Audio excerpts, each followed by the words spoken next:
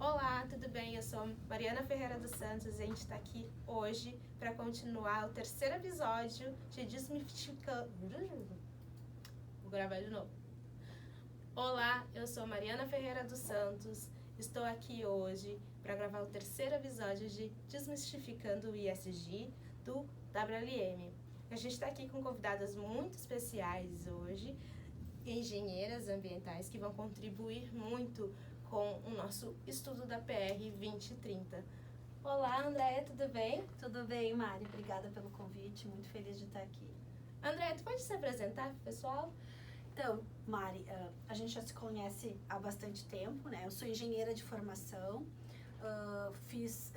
Durante 20 anos da minha vida profissional, eu fiz carreira executiva, então trabalhei numa multinacional inglesa e lá eu passei por todos os subsistemas de ESG, né? Então fui responsável, principalmente o lado ambiental, né? Mas depois corporativamente com os outros pilares, mas trabalhei em fábrica, então operacionalmente, liderando todos os processos internos de gerenciamento de resíduos, efluentes, emissões, gestão ambiental. Depois fui responsável pelas unidades da América Latina, fui gerente regional, então responsável por sustentabilidade, saúde, segurança e meio ambiente das Américas, então responsável pelas fábricas dos Estados Unidos, do México e do Brasil, eram 12 unidades.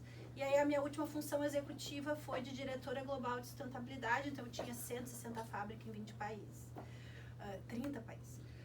Paralelamente a isso, eu sempre fiz uma carreira acadêmica, então eu fiz mestrado, doutorado na URGS, meu doutorado de sanduíche com a Universidade de Cardiff, na Inglaterra. Meu doutorado virou um livro, né? Então essas duas carreiras andaram juntas durante um período da minha vida. Em 2019 eu fiz uma transição de carreira e hoje eu trabalho então com 3 vertentes. Eu sou professora da Universidade Federal, dou aula para o pessoal de mestrado e doutorado na disciplina de sustentabilidade na indústria. Trabalho como conselheira, né? Então, além da atuação com o IBGC, eu sou conselheira de 2 empresas e coordeno uma meia dúzia, 6, 7, 8 agora, comitês de ESG em várias empresas. E eu trabalho com inovação para sustentabilidade, então tentando trazer esse olhar um pouco mais estratégico de como a gente começa essa jornada, e isso tem me trazido aí muita felicidade. Ai, que ótimo! É muito bom ter alguém com muita experiência como a Andréia aqui hoje. E continuando as apresentações, né, Duda? Temos uma outra engenheira que vai contribuir muito com o nosso podcast de hoje. Exatamente. Então, bom, sejam todas, né, muito bem-vindas. Eu sou a Maria Eduarda, estou aqui apresentando, né, fazendo esse podcast junto com a minha parceira Mariana, vocês já me conhecem. E estou muito feliz de ter vocês duas como nossas convidadas hoje. Tenho certeza que vão contribuir muito com o nosso debate. Então, muito obrigada por toparem essa empreitada. E, Sofia, então, por favor, gostaria que tu te apresentasse um pouquinho para nós. Ok. Então, primeiro, obrigada pelo convite também. Muito especial. Acho que falar sobre essa temática é algo que a gente precisa, de fato, ir trazendo novos conceitos, quebrando alguns paradigmas e conversando, né, talvez devagarinho, também não tão devagarinho sobre isso, mas que a gente precisa de fato ir desmistificando, como é a proposta aqui de vocês, isso é muito legal. Então, eu sou Sofia, sou engenheira ambiental também, nessa formação.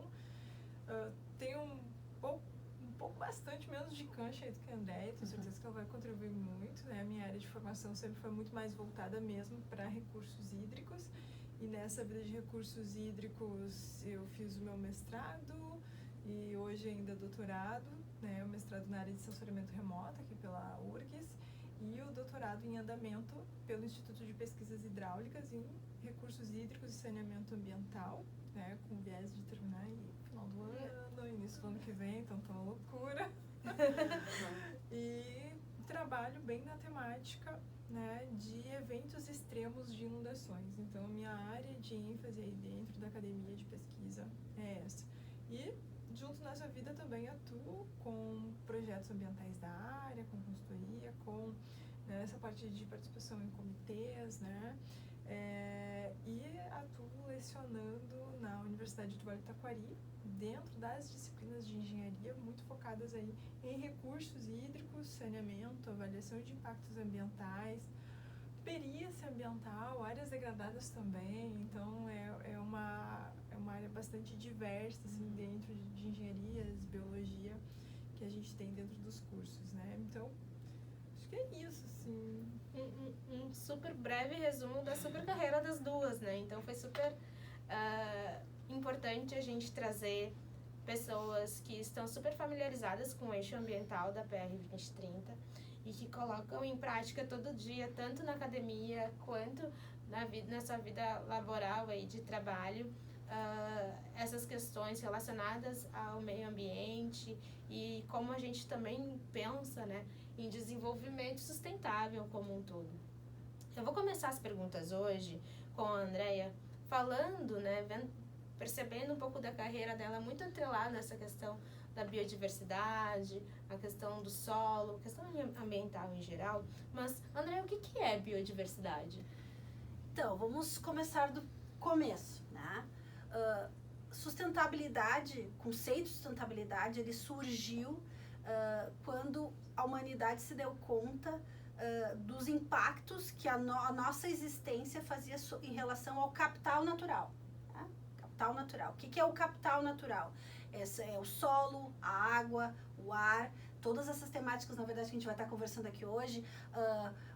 O meio biótico, digamos assim, então a natureza, as plantas, os vegetais, os ciclos resultantes de tudo isso, as interações ecossistêmicas. Então, o capital natural é tudo isso, né? E o objetivo da sustentabilidade era entender de que forma a gente poderia continuar vivendo enquanto espécie, mitigando os impactos em relação ao capital natural. Então, a biodiversidade é o lado vivo desse capital natural, né? E aqui na PR diz bem direitinho, acho que é importante a gente ir direto à terminologia e dizer assim, então, biodiversidade significa a variedade de organismos vivos de todas as origens, incluindo, entre outros, os ecossistemas terrestres, marinho e os outros ecossistemas aquáticos e os complexos sistemas ecológicos que existem em relação a isso. Então, é toda essa roupagem. Perfeito. É importante também a gente entender quais são os benefícios dessa biodiversidade, desses ecossistemas que a gente tem hoje, né? Por que é importante a gente manter, né, esses ecossistemas no planeta, no Brasil? Por que é importante a gente tratar desse assunto? Porque os benefícios ecossistêmicos, eles são relevantes para a manutenção na vida como um todo. Então, a gente depende dele, né? Ou seja, o meio ambiente em si, ele presta serviço para manter a vida na Terra. E tem pina capa exemplos, aqui a gente poderia listar, e tenho certeza que a Sophie pode trazer vários, né, da experiência dela e do foco dela, do mundo aquático, marinho, mas assim, serviços de suporte, ou seja, para manutenção da vida, que inclui aí a perenidade da vida no planeta, o ciclo de nutrientes, a ciclagem de todas os recursos que a gente usa, os serviços reguladores, né, das espécies que existem no planeta. Então, esses são alguns dos exemplos dos serviços ecossistêmicos que são inerentes à vida e que fazem parte da nossa existência enquanto humanidade. Ou seja, sem essa manutenção desse ecossistema, não existiria a humanidade, né? A gente precisa, de fato, não só nós, seres humanos, manter os ecossistemas vivos, né? Para que efetivamente a gente tenha aí uma sobrevivência em termos de continuidade da nossa própria espécie, né? É uma retroalimentação, né? Exatamente. E eu vejo que é muito interessante a gente olhar com carinho para isso, porque especialmente quando a gente fala em serviços ecossistêmicos, em simbiose, essas terminologias, né, biodiversas, mas que a gente estava muito acostumado lá nas ciências, acho que do ensino médio, graduação, na vida a gente ouve muito isso. E assim, o quanto que nós temos a aprender, né, no eixo organizacional com essa simbiose da vida. E eu acho que a gente olhar para essa biodiversidade e trazer para a gente, né, porque quando a gente olha para a natureza, na natureza nada se perde, tudo se transforma, né? E quando a gente olha para os nossos eixos organizacionais, aí é que tá, a gente ainda tem muitas perdas, a gente tem fluxos de entrada, mas ainda muitas perdas. E eu acho que um dos vieses aí da PR 2030 também é que a gente olhe para isso. Opa, venham ver que esse lance da biodiversidade, venham ver essa questão de serviços ecossistêmicos, vamos olhar para isso com um pouco mais de carinho. Vamos, né, também se inspirar, aprender com a natureza e valorizar também esses serviços ecossistêmicos, né? Ver como que a gente pode interagir com todos esses processos. Eu acho que a gente está falando, acho que de muitos mundos aí no meio, né? A gente teria muito para explorar em cada muitos sistemas, um desses né? eixos. Mas assim, né? As gurias pediram pra gente ser sintéticos também, né? Não, a gente vai ter que reduzir aí no nosso videocast em no máximo 40 minutos, algo que a gente demoraria anos, talvez, discutindo e entendendo. Mas a ideia mesmo é a gente dar uma sintetizada e uma explicada dos principais conceitos e aplicações práticas da PR 2030 para que efetivamente a gente entenda o porquê que ela existe, né? Então, pensando na questão dos serviços ecossistêmicos, pensando na questão da biodiversidade, eu também endereço uma pergunta muito importante, porque cada vez hoje a gente está restringindo e intensificando o uso do solo, né, Andréia? E por que a gente precisa entender melhor como a gente vai conservar e direcionar o uso do solo na Terra? Porque o solo faz parte desse rol aí de serviços ecossistêmicos que são importantes para a manutenção da vida. Tá? Então, e o solo recebe impactos diretos do nosso processo, nosso jeito de viver e produzir, né? Ou seja, a gente tira o jeito linear, já entrando um pouquinho no conceito de circularidade, o jeito linear de trabalhar vamos extrair, produzir e descartar, né? Então o solo ele faz o papel de fazer parte de dar a vida, né, em todo o processo de produção e ao mesmo tempo de se responsabilizar por parte desse processo de dar conta da degradação que existe no final do nosso processo produtivo, se correlaciona aí as empresas e tudo mais com o que existe na natureza. Então, manter o solo e toda a vida na terra, né, fazendo referência aí aos ODS, que é parte da PR, vida na terra, vida na água, o ar, na verdade isso tudo é necessário para que a gente dê conta do nosso jeito de viver enquanto espécie, né? Então, manter o solo e garantir a manutenção do solo é fundamental para isso. Para que efetivamente um pouco do que a Sofia trouxe, né, desses ecossistemas equilibrados, né, e que sejam fluentes, também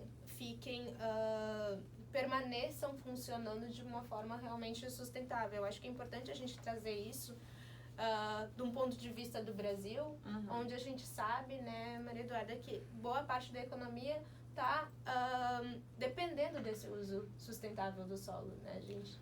Exatamente, e uma coisa que me remeteu muito, assim, à fala, né, principalmente da Sophie, é a questão de que a gente precisa sair do olhar antropocêntrico e entrar um pouco mais no olhar ecocêntrico. A gente tem que ter um equilíbrio disso, né? Porque precisamos justamente fazer esse olhar com carinho para esses sistemas que nós, humanos, dependemos de muitos sistemas e esses sistemas precisam sobreviver. E eles se interligam, então se um está desequilibrado, vai desequilibrar o outro e vai desequilibrar o nosso, né? Então a gente precisa ter esse cuidado. Falando nesse cuidado que a gente precisa ter muita atenção, essas boas práticas de circularidade que a gente tem, que também, como a Sofia trouxe, né, são pensadas também olhando para a natureza. O que a gente pode trazer de boas práticas? O que a gente pode trazer de exemplo aqui para essa questão da circularidade? Então, o solo é um recurso natural necessário para a manutenção da vida, né? Mas ele dá a vida e ele tem absorvido parte dos nossos resíduos, digamos assim, enquanto sociedade. O que são resíduos? Então, vamos entrar em algumas das perguntas que fazem parte aí do rol da PR. Resíduo é tudo aquilo que conceito, né, tudo aquilo que sobra do nosso processo de produção. Então, né, o conceito da FEPAM aqui no Rio Grande do Sul é tudo aquilo que sai das nossas propriedades em caminhõezinhos, né, ou seja, que então pode ser absorvido, esteja este no estado líquido ou no estado sólido, né? Então, tudo aquilo que sobra no processo produtivo e que tem impacto, né, ou seja, que gera impacto como degradação, ou que às vezes até inerte, mas que é resultado processo é um resíduo sólido, né? Por que resíduos existem? Porque eles são resultado do nosso jeito linear de viver, ou seja, a gente extrai da natureza, produz alguma coisa e descarta, né? Não é ciclo. Onde entra a circularidade? A circularidade entra exatamente aí, ou seja, vamos reverter esta equação, né? Entendendo que descartar não existe, porque a gente está descartando num ambiente, né? Num meio, no nosso, em que tu descartando qualquer resíduo, na verdade, todo esse impacto vai voltar para a sociedade, para a humanidade como um todo. Então, entendendo essa lógica que descartar não existe, que não existe onde colocar fora, que na verdade a gente está botando fora num meio em que a consequência desse descarte, ela pode, mesmo que seja bem feita, ela pode impactar aos seres que vivem, sejam vivos, enfim. Então, a circularidade vem exatamente aí para reverter isso. Então, ao invés de consumir, produzir, descartar, a gente reverte essa equação, entendendo que a gente pode usar outras formas. Então, reciclar, reaproveitar, reutilizar, mas de uma forma muito mais abrangente, então, enquanto conceito. Não pensando só no conceito de 3Rs natural, tradicional, né, que a gente já conhece aí há muito tempo, mas reformulando modelos de negócio, de forma em que a gente possa introduzir esse conceito dentro desses modelos, entendendo que esse descarte não existe. Então, fazendo com que modelos de negócio novos surjam. Então, a circularidade, sim, ela pode servir para uma empresa que já está instalada, de forma em que a gente vai estar reaproveitando de uma forma mais inteligente todas as correntes de materiais que existem lá dentro, né? Então, usando os recursos de um jeito mais inteligente e aí introduzindo aos poucos este conceito dentro do modelo de negócio tradicional, mas ela pode servir para um modelo de negócio totalmente novo. Então, por exemplo, é um modelo circular, um modelo em que a gente desenha uma peça e consegue transmitir essa peça de forma digital para um outro local, e essa peça lá é fabricada usando aí a tecnologia de fabricação 3D, né? É um modelo circular, todos esses serviços em que a gente transforma produtos em serviços. Então, a uberização, os Airbnbs da vida, ou seja, tudo isso em que tu tira a necessidade de posse de um bem, né, e transforma esse modelo de negócio em algo em que o serviço é compartilhado, faz parte de olhar um modelo de negócio de forma circular.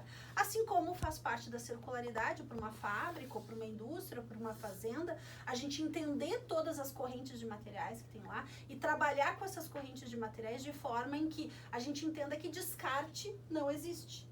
E se descarte não existe, eu vou ter que trabalhar com inteligência, com sapiência, de forma a separar essas correntes de materiais e utilizar elas da forma mais inteligente possível, para garantir que a gente comece aí com um trabalho de aterro zero e possa, ao longo do tempo, introduzindo isso dentro do conceito de negócio. Legal, eu traria duas questões assim muito alinhadas do que a Déia traz, né? Que é um primeiro deles, de novo, esse processo da simbiose, né? Então, a gente olha para a simbiose e traz aqui para esse processo de circularidade. Então, a Déia tem uma empresa que gera um resíduo. Esse resíduo, ela pode ou reaproveitar, ou reciclar, ou, bom, ela não tem como reencaixar na cadeia de processo lá da indústria dela. Agora, a Mari viu ali uma oportunidade de negócio. Pô, isso aqui pode rolar alguma grana, eu posso pensar no que fazer com isso, eu posso fazer disso aqui ser a minha matéria-prima. Ela vai lá, negocia com a Déia, e aquela matéria-prima, aquele resíduo vira matéria-prima para um negócio que ela produz. Que talvez gere um não resíduo, mas se gerar, daqui a pouco pode entrar eu e depois pode entrar no processo. Que é um conceito bem importante, que a Sophie traz bem importante, dentro do conceito de circularidade, que é essa ideia de trazer essa ideia de simbiose que já existe na natureza para os ambientes industriais ou de conglomerados. Então, tem vários exemplos, Renault e empresas de grande porte que trabalham exatamente assim, ou seja, criando esses hubs em que tu consegue trabalhar com a corrente de material ou resíduo de um, ele vai ser o input para um outro negócio, né? E criando esse suporte. Então, o que é muito importante quando a gente trabalha com circularidade? É entender que a inovação é o ponto central disso. E não existe trabalhar com circularidade sem a gente pensar em formas diferentes em fazer as coisas, né? Não existe resposta absoluta, né, Sofia? A gente precisa entender os processos, as opções, né? Fazer as perguntas e trabalhar com essas opções de forma inteligente. Show. Eu ia falar uma segunda questão, mas eu realmente esqueci. Não tem problema, porque daqui a pouco com certeza vai vir. Mas aí... eu acho importante, a Sophie já falou no segundo episódio sobre a questão de recursos hídricos, mas super se encaixa também aqui nesse episódio falar da importância desse gerenciamento de resíduos, porque boa parte desses resíduos vai para os nossos oceanos, vai para os nossos rios, né? Então, esse cuidado em manter esses ecossistemas alinhados para que de fato a gente não polua ainda mais, né, os nossos oceanos, os nossos rios, é muito importante, né, Sophie? Com certeza, a gente precisa olhar para isso com carinho, né, a gente vem trabalhando com demandas globais, né, muitos projetos de educação ambiental a gente vê circulando, muita adaptação e também novos negócios formando a partir de várias campanhas, né? Os canudos, por exemplo, né? Hoje sendo substituídos por canudos biodegradáveis, por exemplo, ou canudos de alumínio, tem o seu próprio canudinho, né? E a gente vê que também, assim, acho que é super legal, a gente tem que apoiar esse tipo de campanha, mas ao mesmo tempo a gente pode também observar que isso talvez é a ponta do iceberg, a gente tem muito mais para falar além disso, né? Porque a gente está falando de copo, a gente está falando de muita coisa que gera resíduo nesse processo, né? A Deia antes falava, né? Das campanhas de aterro zero. Por que aterro zero, né? Por que a gente pensa nisso e aterro zero está onde? Está também nessa cadeia de processo produtivo, onde a gente começa a olhar, né, para um ciclo muito maior de tudo que a gente consome, tudo que a gente está consumindo o tempo inteiro, de alguma forma, ele está numa cadeia de processo produtivo. Como é que é essa cadeia de processo produtivo? Como é que é a gestão de resíduos? Como é que se dá essa relação, né, com o que vai para o oceano, por exemplo, né, para solo, água, drenagem? E aqui eu acho que tem um ponto bem importante, né? Eu acho que a gestão de resíduos nesse contexto, Mari, ela é um ponto inicial, quer dizer, eu não preciso já iniciar o meu processo com um processo bem azeitado de circularidade, né? Mas o mínimo enquanto empresa, e acho que isso a PR traz de uma forma bem pontuada, o mínimo que temos que ter é uma boa gestão de resíduos, quer dizer, independente do meu processo, se eu vou gerar algum impacto, resíduos sólidos é um deles, né? Vão ter outros, a gente vai estar falando aqui, mas resíduos é um deles. O meu papel enquanto empresa é entender o que é e trabalhar para pelo menos mitigar o impacto dele e cumprir as regras básicas de destinação desse material, né? Usando as técnicas, então a gestão de resíduos é fazer o bom gerenciamento dessas sobras do meu processo produtivo, de forma em que eu possa estar destinando adequadamente os materiais, tratando eles de forma adequada, cumprindo a legislação, que é base aí da estrutura de riscos e governança e externalidades, que é o mínimo que uma empresa tem que ter. E a partir daí, então, né, trabalhar em melhorias, né, como parte de um processo de ESG, ter uma boa gestão de resíduos é o mínimo que se espera de qualquer organização. E as organizações têm que estar, de fato, Maria Eduarda, focadas nessa questão de gestão ambiental, né? Porque a gente está aqui com a questão da gestão de resíduos, mas ela é uma ponta maior dentro das questões, dentro do capítulo, inclusive, da APR. E esse olhar, que aí eu acho ótimo a gente estar com 2 engenheiras ambientais, porque no final do dia é muito do que elas fazem no dia a dia. E são mega nossas parceiras, né? Porque a gente não faz nada sem elas. Então, eu acho que é importante a gente dar uma ênfase nessa questão geral, para além dos resíduos, o gerenciamento ambiental, desse olhar, sobretudo da engenharia, sobre o todo, como a gente pode conectar esses ecossistemas, como a gente pode gerenciar essas soluções é fundamental, né? Com certeza. E uma das coisas importantes para a gestão ambiental que nós estávamos comentando aqui nos bastidores, né, é a questão das ferramentas. Então, assim, como fazer uma boa gestão ambiental? Quais são as ferramentas que são interessantes ou que são indispensáveis para isso, né? Ou até ainda, vocês como, né, técnicas na área da engenharia ambiental, gostaria de entender um pouco melhor sobre essa questão de ferramentas. Quais ferramentas vocês acham que são importantes, né, ou realmente indispensáveis para esse processo? Eu trabalho com gestão ambiental há muito tempo, né? Então, acho importante a gente entender o que ela é. Né? A gestão ambiental é o coração do sistema dentro de uma operação. Então, o que ela faz? Ela conecta alguns elementos importantes. Né? Ela conecta toda a estruturação do meu trabalho operacional dentro de uma empresa. O que é o trabalho operacional?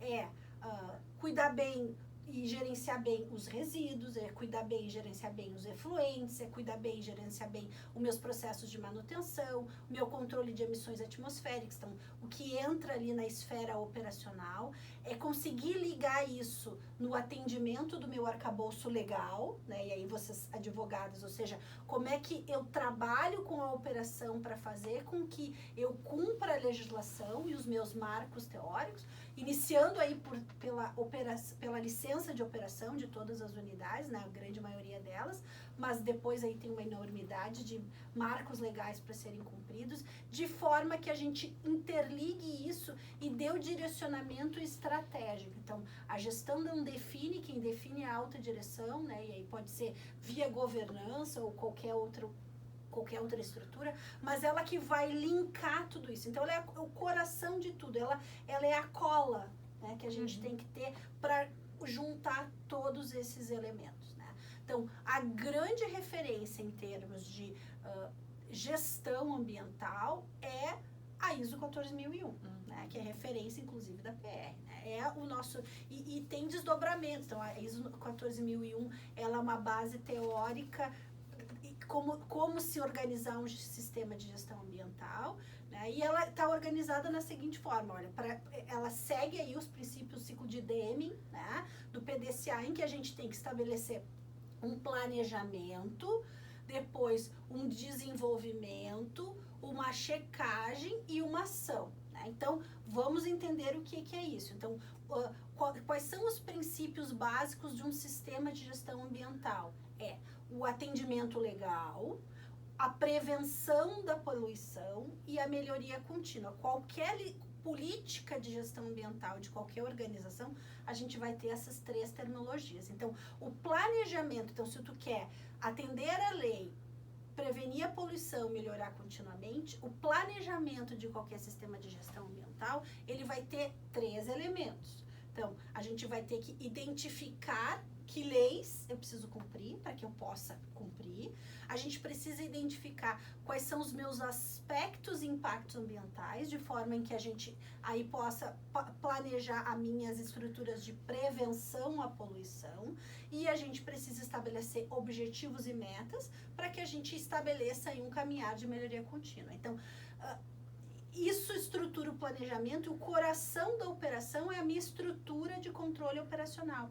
E dentro dessa estrutura de controle operacional, Mari, vai entrar aí todas essas ferramentas. Então, a gestão, o gerenciamento de resíduos, o gerenciamento de efluentes, o gerenciamento de emissões atmosféricas. É isso que vai se estabelecer na minha operação. Né? Ou seja, existem outros elementos ali de treinamento, comunicação e tal, mas o coração da operação é isso, é a minha estrutura de controle operacional.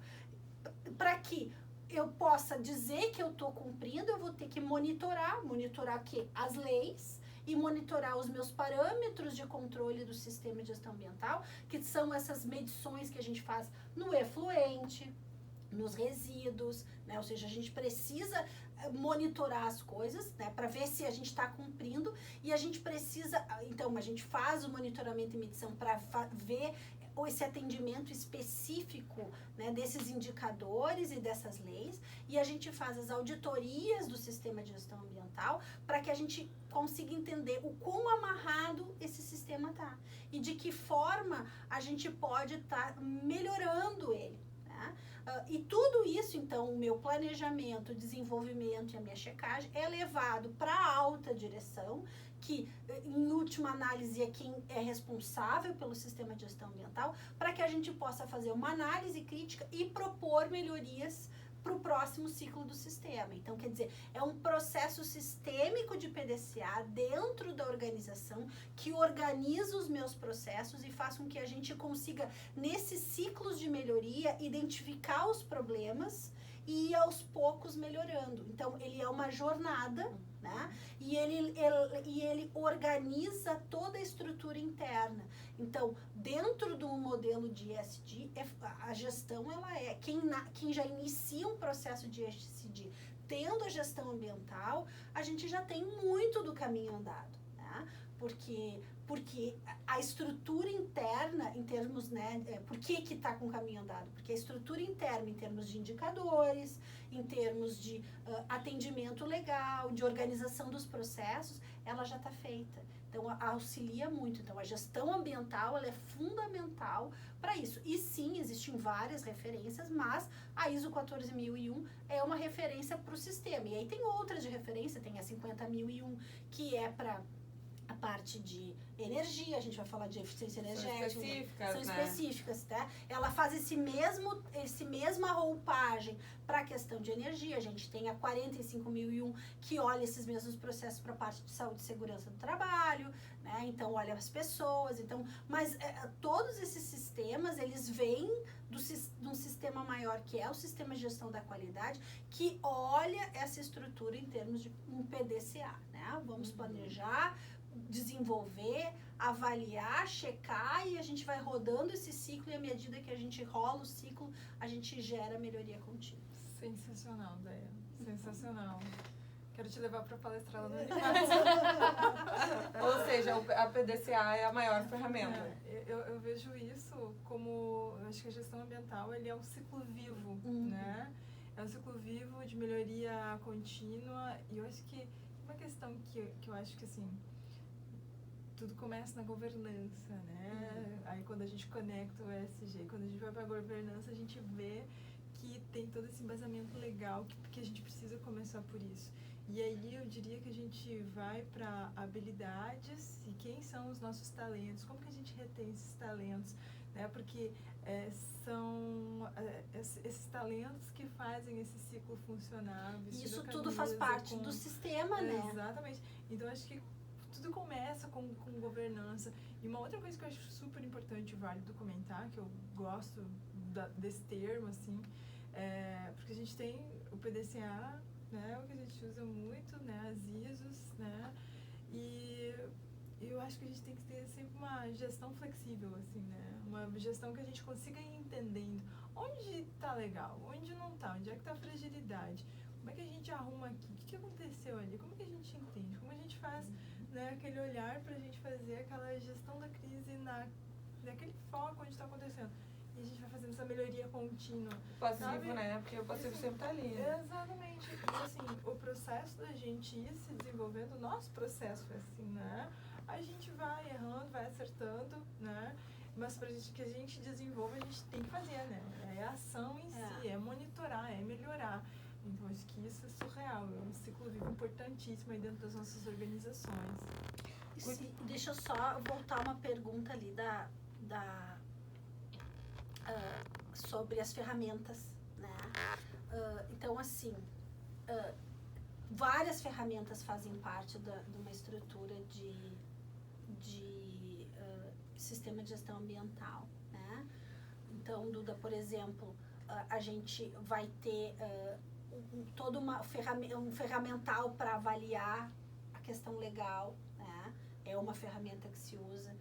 A gente vai usar várias ferramentas diferentes para analisar não conformidades, né? Então, e existem várias, pode usar as ferramentas de A3, 8D, né? Ou seja, a gente tem que analisar as causas dos problemas, então vai ter ferramental para isso.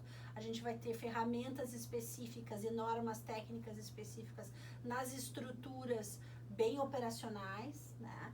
Então, um sistema de gestão ambiental, ele é um compêndio de ferramentas. O que eu costumo... Então, o PDCA é o nosso... É o ciclo que a gente vai estar vivendo e a gente vai ter que estar alicerçando as ferramentas certas para as coisas certas. E não... Dependendo da área, né? Da área, da empresa, do tamanho. Por exemplo, por uma empresa que é mais indústria e tal, e que talvez já tenha um sistema de Lean, por exemplo, trazer o ferramental do Lean para dentro do sistema faz mais sentido. Mas, se for uma empresa de serviços, talvez vão ser outras. Então, quer dizer, a gente vai ter que estudar e adaptar. E isso vale para o sistema de gestão ambiental e isso vale para a sustentabilidade como um todo, né? E o ESG como um todo. Nem tudo que existe serve para mim. E a estratégia está em saber usar a ferramenta certa para a coisa certa. Então, o ferramental é muito grande. A gente precisa entender primeiro os problemas para saber buscar exatamente o que vai resolver determinados problemas, né? Entendendo que o ferramental tem que servir à empresa e não a empresa virar escrava do ferramental, né? Então, acho que a PR, ela traz um compêndio de coisas e de elementos e de práticas que são importantes dentro de uma estrutura e ela é clara que ela serve para empresa pequena e para empresa grande, mas a aplicação desse compêndio vai depender de cada empresa. E a empresa tem que conseguir se olhar à luz do que está dito ali e entender o que vai fazer sentido ou não. E entender que isso tudo, seja ESG ou seja gestão ambiental, ou qualquer dessas coisas, é uma jornada. Então, a gente começa, a gente não necessariamente termina. Então, é preciso entender que é uma jornada, entender que recursos a gente tem disponível e trabalhar em prol deles. E uma coisa que eu acho importante nós frisarmos também aqui, quando a gente está falando do setor privado, é a questão de que nós não falamos somente de indústria, né? Quando a gente fala em gestão ambiental, a gente pode sim falar em empresas de porte menor, né? Então, queria escutar um pouco, assim, de vocês, o que vocês acham sobre a gestão ambiental nessas empresas de menor porte, de médio, mais tranquilo, mas agora, por exemplo, de pequeno porte, será que é possível? Com certeza. Porque muitas pessoas não fazem, né? Porque não tem esse alcance ou esse conhecimento. Vamos pegar um exemplo bem claro que é da experiência de vocês. Se a gente pega a licença de operação, tá? Licença de operação que qualquer empreendimento aí de cunho industrial e tal tem, né? E a partir da licença de operação, a gente organizar a empresa para atender aqueles requisitos de forma em que, criando essa ideia em que tu vai atender os requisitos, então tem ali os requisitos legais, a parte operacional, a gente tem que monitorar as coisas, a direção precisa revisar, tem que prover recursos, estrutura, gente, a própria licença de operação e trabalhar em cima dela como um microsistema ambiental, não seguindo aí todos os elementos da 14.000, mas usando a licença como um pano de fundo, a gente já está trabalhando num sistema ambiental, ou seja, então eu digo, ele é válido para todos, é só a gente organizar a casa e trabalhar com sapiência, entendendo o que a gente precisa. E é isso, vale para qualquer negócio, a gente para planejar, desenvolver, agir, definir para onde que vão os recursos, quais são os próximos passos e trabalhar nesse sentido. Então, ele pode ser pequeno, enxuto e pode valer para qualquer organização de qualquer porte. Perfeito. Eu acho, inclusive, que é uma tendência que a gente tem de mercado, né? Novos modelos de negócios com uma visão mais estratégica, enquanto negócios regenerativos de sociedade, enquanto negócios com impacto, e esse impacto também com responsabilidade dentro desse setor de gestão ambiental, assim. Então, eu vejo como uma grande tendência acontecendo já de mercado de pequenos negócios, né? Outros se adaptando, a gente vem percebendo isso aí ao longo das nossas cadeias produtivas, né? Então, assim, sobretudo que a gente sempre comenta com quem está começando, só acredita verifica o que você já está fazendo, né? Inclusive a gente verifica e começa a divulga, aparecer, né? Porque isso também é importante. A falta de divulgação às vezes prejudica muito as empresas. Né? A gente sempre comenta isso. Como Divulga, divulgar? Traz a transparência no processo, Isso. né? Então, assim, acho que é bacana a gente olhar para isso com carinho também, para que as pessoas se sintam, esses universos novos se sintam com confiança de gerenciar e de botar o pé nesse processo. Não, gestão ambiental não é uma coisa de outro mundo, de outro ciclo. É aqui, eu já faço isso. O que eu já faço? Opa, eu nem me dava conta, eu já fazia isso. É uma reflexão contínua, né? Eu acho que essa parte de análise e reflexão contínua que esses profissionais maravilhosos estão trazendo, né? Que é muito mais um olhar sobre o processo. Eu acho que por isso que eu gosto de trabalhar tanto com os engenheiros em especial. Porque é um olhar sobre processos e aonde a gente pode aperfeiçoando isso, porque também ao longo do tempo são desenvolvidas novas tecnologias, os processos vão sendo aprimorados, né? O mundo está se desenvolvendo numa velocidade incrível para isso, e aí o que não era uma solução há 5, 10 anos atrás, hoje já se apresenta enquanto uma solução extremamente viável, por ter todo um olhar também da própria academia, pensando, com pesquisadores pensando em novas soluções, em como trazer isso. Mas avançando na PR, porque também a gente já está super avançado no tempo, eu queria trazer, a Sofia trouxe a questão do impacto, né? E aí agora a gente vai trazer questões mais detalhadas de impacto. E aí eu queria perguntar para a Andrea, pensando em um dos impactos da gestão ambiental, como a gente consegue lidar, por exemplo, com a questão do ruído, né, da poluição sonora, que é um impacto que, de fato, às vezes não é mensurado lá no início, né, nas licenças de instalação, nas licenças de operação. É algo que, às vezes, no andamento do processo, a gente começa a perceber o impacto, por exemplo, do ruído.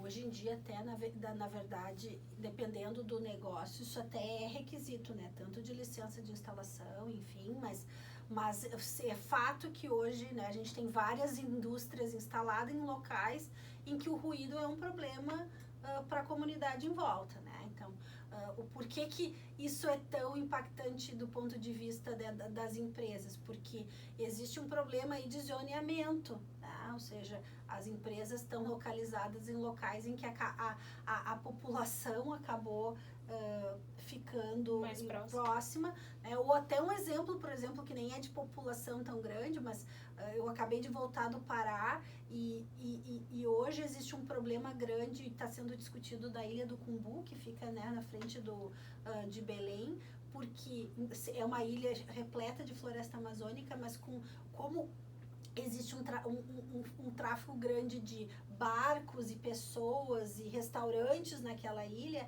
a próprio impacto do ruído está afetando todo o ecossistema. A gente estava falando de ecossistema, então quer dizer, o ruído ele pode atrapalhar não só as pessoas, mas outras coisas, né? Então, é bem complicado, principalmente para um negócio que já está instalado, porque as soluções técnicas que a gente acaba tendo que fazer para medir primeiro e depois para poder mitigar, elas têm um custo muito grande. Então, ruído é um elemento dentro da estrutura operacional de uma operação. Ponto. E o ideal é que seja pensado antes. Então, para as empresas que não estão ainda instaladas, vale a máxima. Olhem onde vocês vão estar instalados e quais são os níveis de ruído pertinentes na localização, né? Porque estar dentro de um distrito industrial, de um local que permite, né, níveis de ruído maior, é muito mais fácil de ser gerenciado do que... e mesmo assim a gente tem problemas, tá? Porque tu pode estar dentro de um distrito industrial, mas mesmo assim existem regras. Tem uma empresa que eu trabalho hoje que está dentro do distrito industrial e um vizinho do lado está causando vários problemas de ruído para aquela empresa, mesmo estando dentro de um distrito industrial. Então, quer dizer, a forma certa é a gente saber, então, essa regra do jogo, né? conseguir medir o ruído ambiental, né? Que não é aquele ruído ocupacional e que impacta o funcionário, mas é o ruído no perímetro de amplitude da empresa, né? E diagnosticado um problema, as soluções técnicas vão ser muito grandes. Então, na empresa que eu trabalhei, que ficava localizada dentro do município de Porto Alegre, e que num primeiro momento não tinha muitas residências em volta, e as residências foram chegando, nós tivemos que fazer a medição no apartamento, literalmente no apartamento do reclamante, né? Tanto no início para ver o nível de ruído que estava, ou seja, o nível de ruído é um nível de ruído no local, então eu percebi, a gente sabe que o ruído se propaga de um jeito diferente, né, dependendo de onde tu tá, então lá em cima a gente escuta muito mais alto do que embaixo, né, então num apartamento alto a gente teve que medir lá e depois fazer todo um investimento em troca interna de motores, sistemática de circulação da fábrica, sistemas de abafamento, então foram um investimento de alguns milhões para poder mitigar essa questão, tá? Então, as soluções técnicas, dependendo do porte da organização, né, e do nível de ruído que se tem, são muito grandes. Em alguns momentos, inclusive, a solução se torna tão inviável que literalmente a gente acaba tendo que fazer a relocação dessa unidade, né? Falando aí mais de indústria. Então, realmente é um elemento do sistema de gestão que precisa ser olhado com muito carinho, porque as soluções técnicas são muito caras. São caras. Assim, o que eu vejo, assim, talvez que eu possa contribuir dentro de tudo que a ADEA traz e do que a gente vem, inclusive, trabalhando em termos de mercado hoje, né? A gente tem um ponto de virada muito importante, que é a lei aí do Estatuto das Cidades, né? Consolidada em 10 de julho de 2001, eu tenho o número da lei aqui, é 10257.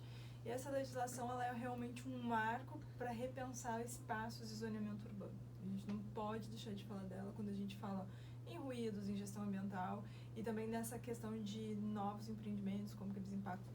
E tem uma série de questões que a gente vai trabalhando a partir disso. Mas lá no Estatuto das Cidades, ele regulamenta a execução de estudos de impactos de vizinhança e de trânsito, que são os EIVs, EITs ou EIVs, enfim, tá? Várias formas de falar. Mas qual é a finalidade desse tipo de documento? É o seguinte, olha, eu tenho um empreendimento aqui, eu quero empreender na tua cidade, quero empreender lá na cidade da Mari, e a Mari é a prefeita da cidade, chega lá, olha, Mari, eu tô com esse empreendimento, queria investir na tua cidade, a Mari vai abrir o mapa de saneamento dela, porque ela tá com o plano diretor, né, estabelecido pelo Estatuto da Cidade, vai dizer, bom, olha, tua zona industrial é aqui. E uma coisa que é interessante do plano diretor, que zoneia, né, onde é que é a zona industrial, por exemplo, onde é que é a zona residencial, onde é que é a área de expansão urbana, onde é que é a área de expansão turística, enfim, ele traz isso por quê? Porque a gente tem em muitas cidades N cases de uma indústria que se instala e provoca o que a gente chama de adensamento populacional. Por quê? Porque gera emprego, porque as pessoas querem estar mais próximas do seu trabalho. Então, essa proximidade, ela é um processo natural. E a gente fala de ciclo vivos e a gente vê como tudo isso está conectado.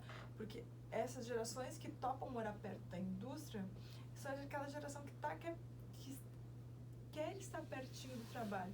Essas gerações vão tendo filhos, esses filhos vão estudando, vão vendo aquela organização que está morando ao redor daquela indústria, né? Começa a ser um mercadinho, um salão de cabeleireiro, as pessoas começam a se desenvolver, os filhos daquelas gerações começam a se desenvolver, vão estudar, e eles já não estão mais tão afim de morar perto ali. E aí, às vezes, acontece, a gente vê isso em muitas cidades, inclusive de gerar uma pressão populacional para que a indústria saia dali. E às vezes tudo começou da indústria. Não estou defendendo nenhum nem outro, tá? Sim. Deixa claro.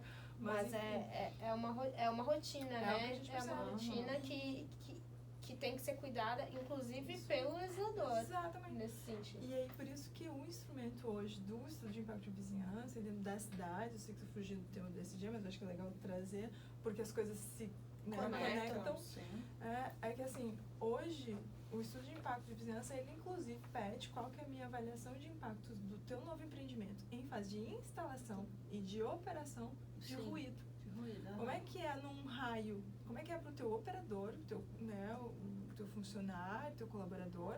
Como é que é esse ruído para ele? Como é que é o ruído numa área, né, de influência direta de 500 metros? Numa área de influência direta de 1.000 ou 2.000 metros? Né? Como é que é esse ruído? E o que eu vou fazer, isso é o mais importante, eu tenho que, antes de aprovar o projeto, antes do meu processo de licenciamento, já prever os aspectos e impactos e, a partir disso, fazer a previsão de quais são as medidas que eu vou tomar para que eu consiga, de fato, executar aquele empreendimento buscando causar o mínimo de impacto possível. E se eu causo um impacto mais danoso, o que eu faço? Bom, algo saiu ali do processo de gestão. Qual que é o meu plano de emergência para controlar aquele ruído? Mitigar aquilo. Para além do ruído, e aí também já endereçando o próximo item, tem a questão do impacto na poluição do ar, né? Que é outro dos problemas mais observados, nessa né? mesma questão que a Sophie estava trazendo. Então, em termos de a própria questão da ausência do controle, né? Muitas vezes, do adensamento populacional que a gente não raro, ainda mais pensando em indústria, a gente acaba tendo problemas com os níveis, né? Com o aumento em até determinadas áreas da cidade, determinados parques, da poluição do ar, com pessoas que efetivamente às vezes vão morar, né, próxima a essa indústria, né, tem seus filhos, tem seus... Ou às vezes até em empreendimentos menores, né, a gente vê muita reclamação hoje em dia de emissão atmosférica de padaria, churrascaria, do lado de prédio, então às vezes não é nem só a grande indústria. Ou de conglomerados, por exemplo, em Santa Catarina tem uma parte que a gente passa na estrada que tem várias empresas de cerâmica. Ali também não são grandes empresas, sabe? Algumas maiores, mas outras muito menores, então tem tudo isso.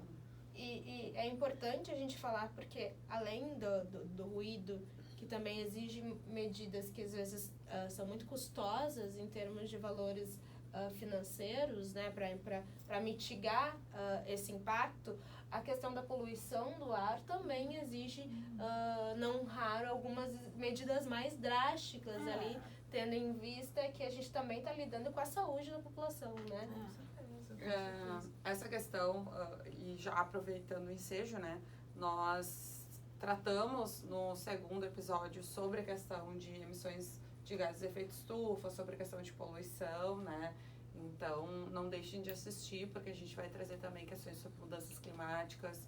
A Sofia vai trazer um pouco a questão de recursos hídricos, né? Sobre a questão aí de produtos perigosos também, na questão da relação dos produtos perigosos, depois como são descartados, a questão de irem ou não, né, para os nossos influentes, enfim. Então, a gente vai conversar um pouquinho mais sobre isso. E fiquem atentas, né? Então, infelizmente, nosso tempo está acabando. Eu gostaria de agradecer a presença de vocês nesse terceiro episódio. E foi muito esclarecedor, para mim, pelo menos, né? Eu acredito que para a Mariana também. E, enfim, fiquem atentas aí ao nosso quarto episódio, que vão vir próximas convidadas também. E é isso aí, né? Não sei se vocês gostariam de dar uma palavra, gurias. Não, quero só agradecer o convite. Muito obrigada, meninas. Eu também quero agradecer o convite, foi muito bom o nosso bate-papo. Mas eu ainda tô com vontade de falar, viu? São episódios que sempre instigam muita gente, por isso que eu acho que essa parte de trazer a prática, né? O ESG, a gestão sustentável, é muito pujante hoje na nossa sociedade, porque a gente não está falando de nada que seja muito distante da vida do cotidiano, para a gente continuar tratando e falar em continuar tratando, a gente vai continuar falando sobre governança e o eixo social também dentro da BR 2030, então nos sigam para os próximos episódios do Desmistificando ESG com WLM e até mais. Obrigada. Obrigada.